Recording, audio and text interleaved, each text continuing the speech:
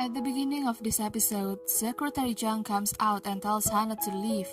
She said that if Hana continues to make a fuss, Eun-jin will revoke Hana's guardianship rights over An-chang, and Eun-jin will also ask for a restraining order against Hana.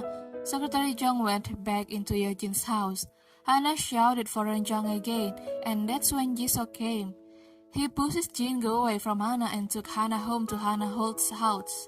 When they arrived at Hana's old house, Hana lay down because she was still really weak and shocked and angry at herself. She couldn't bring An-chang with her. Meanwhile, Jisoo told his younger siblings about Hana not being Eun-jin's biological daughter, and of course they were all angry because what Eun-jin did was not only fool Hana but also play with their family. Ji-chang invited Jisoo to meet Eun-jin and take revenge. But Jisoo asked Ji-chang and Jian to focus on guarding Hana because the task of taking revenge on Eun-jin was his task. That night, Hana remembered that there were many clues she had received that indicated she was fake, but she didn't realize it and still believed that she was Eun-jin's biological daughter. An-chang didn't want to eat at all, he only wanted to meet Hana. Eun-jin told An-chang that he could meet Hana if he became a good child and ate well. Besides that, Eun-jin told An-chang that he was his biological grandson and that An-chang's biological mother was his biological daughter. An-chang was confused because all this time he knew Eun-jin's biological daughter was Hana. Eun-jin brainwashed An-chang. She lied to him, hoping he would believe that Hana was a bad person.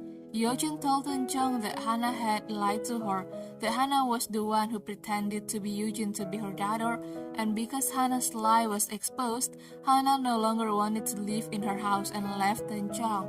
But it seemed An-chang already knew Hana's character very well, because he didn't seem to hate Hana after he heard Eun-jin's lie.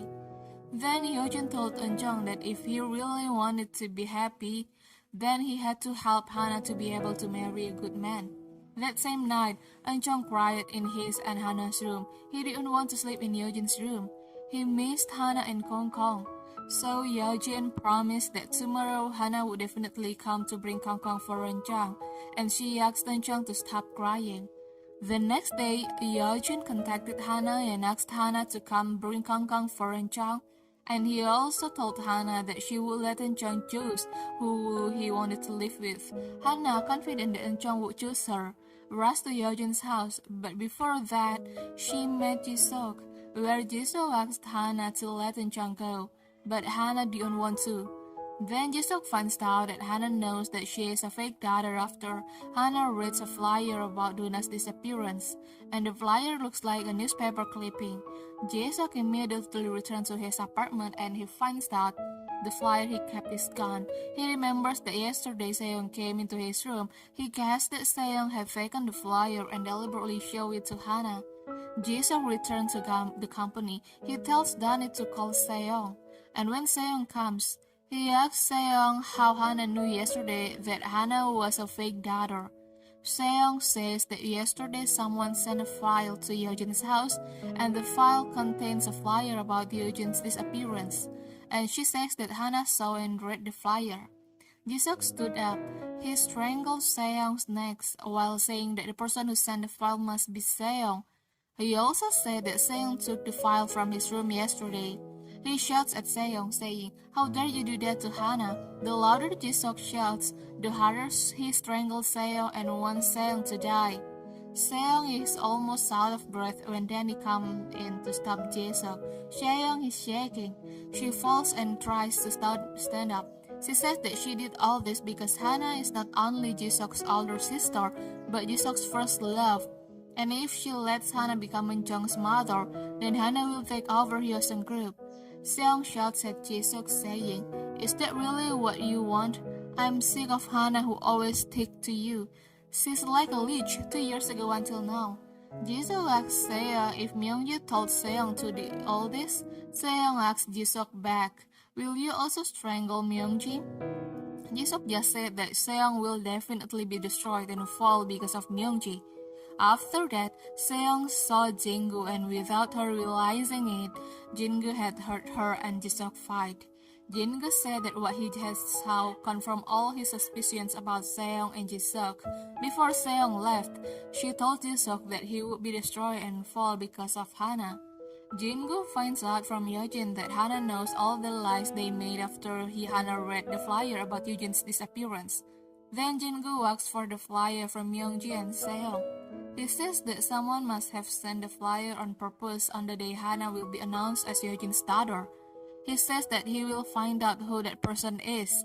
When he arrives at the office, Jin-gu remembers that the only people who know Eun-jin's childhood face are Seong, Myung-ji, and Jisuk, but seeing yesterday Jisuk was very angry with him because Hana already knew that Hana was a fake daughter, making Jin-gu conclude that Jisuk is not the one who sent the flyer to Eun-jin's house. That means that now the ones Jin-gu should suspect are Seong and Myung-ji. Then he follows Seong secretly when Seong met Jisuk. He heard Seong and Jisuk's argument, and that all confirmed his suspicions all this time. He didn't want Seong to explain about Seong and Jisuk's affair because he knew about it. What he asked was whether Seong and Myung-ji were also the ones who stopped An-chang's adoption process. Seong said that the ones who stopped An-chang's adoption process were not neither her or Myung-ji. Jin-gu threatened Seong, "Should I ask Myung-ji? Should I go to tell Eun-jin all this?" As soon as possible, Seong said that Jin-gu shouldn't tell Eun-jin. She said that she stopped An-chang's adoption process because Hana is a fake daughter. She couldn't just stand by and watch Hana, who was a fake daughter, take over Hyeosung group. Jin-gu shouted at Seong, saying that Eun-jin would make Hana Eun-jin's daughter, so Hana wasn't a fake daughter. He also asked Seong why she was allowed to take over Hyeosung group while Hana wasn't allowed. Seong tells Jin-gu that he can't compare her to Hana, where she is Eun-jin's niece and she'll live with Eun-jin for the past 20 years as family. That's why Eun-jin wanted to inherit Hyeosung group to her and Jin-gu, but she almost lost everything because of Hana. She asked Jin-gu why he can't understand her. Jin-gu says that he will try to understand Seong's feelings, but he can't accept Seong revealing Hana's identity in a bad way, in a way that hurts Hana's feeling. At the end, Seong says that Jin-gu has no right to say something like that to her because the person who hurt Hana the most by making Hana a fake daughter is Jin-gu. Then Eun-jin asked An-chang who he wanted to live with, her or Hana. An-chang quickly said that he wanted to live with Hana. But then An-chang said that he would be happy if he could live together with Hana and Eun-jin. He wanted to live happily together. Then Eun-jin said that An-chang could get all that. She said that An-chang of course could live with Hana and also with her, but it seems like there is a condition given by Eun-jin to An-chang that makes An-chang at the end of this episode choose to live in Eun-jin's house and not choose to live with Hana. It seems that An-chang was forced to make the choice because he cried when he told Hana that he chose to live in Eun-jin's house. Meanwhile, Eun-jin smiled with satisfaction because she managed to make An-chang choose her over Hana.